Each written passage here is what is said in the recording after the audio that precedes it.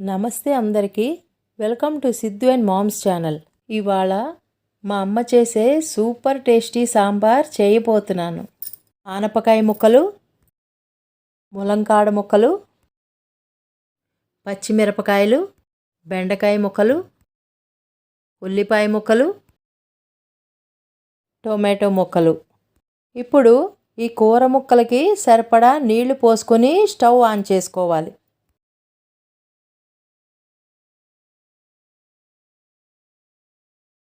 ఇప్పుడు నీళ్ళల్లో పెట్టుకున్న కట్ చేసిన వంకాయ ముక్కలు వేసుకోవాలి.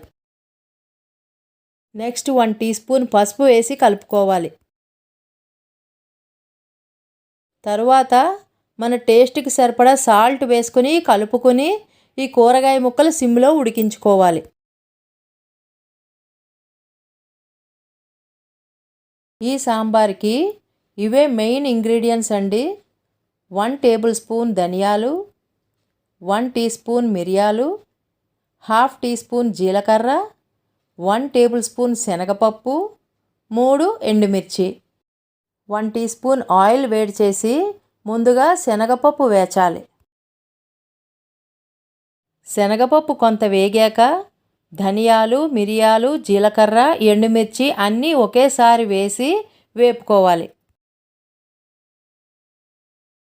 వేగిపోయింది, తీసేస్తున్నాను.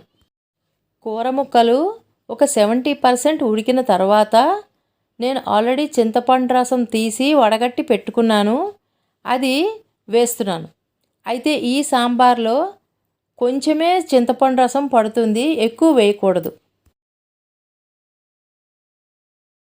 ఇందాక వేచి పెట్టుకున్నాం కదండి సాంబార్కి ఇంగ్రీడియంట్స్, అవి మిక్సీ జార్లో వేసుకుని అందులో ఒక 1/4 కప్పు పచ్చి కొబ్బరి ముక్కలు కూడా వేసుకుని కొంచెం నీళ్లు పోసుకుని పేస్ట్ లాగా గ్రైండ్ చేసి పెట్టుకోవాలి. చింతపండు రసంలో ఈ కూర ముక్కలు ఒక 5 మినిట్స్ ఉడికిన తర్వాత ఈ కప్పుతో 1 కప్పు ఉడికించిన కందిపప్పు, తరువాత ఈ గ్రైండ్ చేసి పెట్టుకున్న సాంబార్ పేస్ట్ కూడా వేస్తున్నాను. ఇవి రెండు వేసిన తర్వాత సాంబార్ చిక్కగా అవుతుంది కాబట్టి మనం సాంబార్ కన్సిస్టెన్సీకి సరిపడా నీళ్లు పోసుకుని కనీసం ఒక 10 నిమిషాలు ఉడికించాలి. అప్పుడే ఈ సాంబార్ టేస్టీగా తయారవుతుంది. ఇప్పుడు కొత్తిమీర వేసి కలపాలి.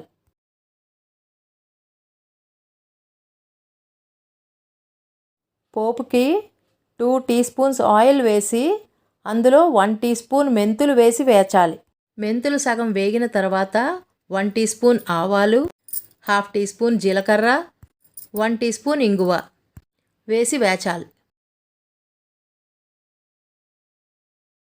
ఇప్పుడు అందులో ఎండుమిర్చి ముక్కలు కూడా వేసి వేపాలి.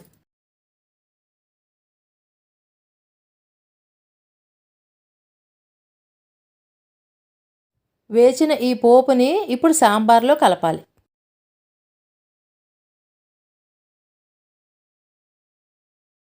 సాంబార్ రెడీ అయిపోయింది.